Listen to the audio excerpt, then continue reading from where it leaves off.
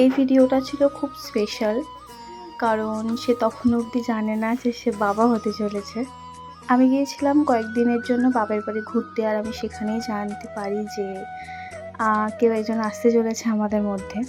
যেদিন সকালে আমি জানতে পারি যে আমরা মা বাবা হতে চলেছি, সেদিনই সন্ধে ওকে ডিউটি থেকে ওর বাড়ি না গিয়ে আমার বাড়ি আসার অনুরোধ করি। আর ও প্রথম আসতে চায়নি, কিন্তু একটু জোর করতে চলে এসেছিলো। সাথে বলেছিলাম তুমি মিষ্টি আনবে, কারণ আমার মিষ্টি খেতে ইচ্ছে করছে, আর ও মিষ্টিও এনেছিল। তো তারপর ওকে একটা আমি সারপ্রাইজ দেবো, ততক্ষণ অবধিও ও জানে না যে কি হতে চলেছে। তো এরপর তোমরা ভিডিওটা দেখো।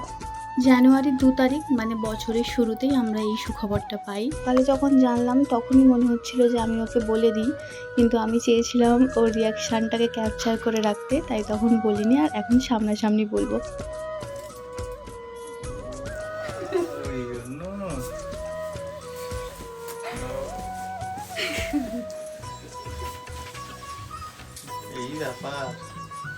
সকালে যখন এই ঘটনাটা আমি জানতে পারি, তখন আমি অনেক কেঁদেছি।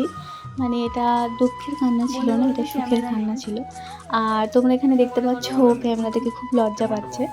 ও ক্যামেরার সামনে নিজের ফিলিংসটা একদমই এক্সপ্রেস করতে পারে না, সেই জন্য ও বারবার লজ্জা পাচ্ছে।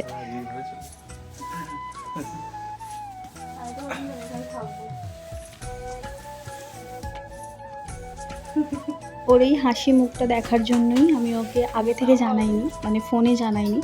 আমি চেয়েছিলাম ওকে সামনাসামনি জানাবো। আর ওই হাসি মুখটা দেখে আমার মন ভরে যাচ্ছিল। ও এই খবরটা জানার পর কেমন বাচ্চাদের মতন আমাকে বারবার জড়িয়ে ধরছিল। যাই হোক, ভগবান আমাদের সন্তানকে ভালো রাখুক, সে যেন ভালোই এই পৃথিবীতে আসে। ভগবান সে আশীর্বাদ করুক, তোমরাও আশীর্বাদ করো, তোমরাও ভালো থেকো। Bye bye.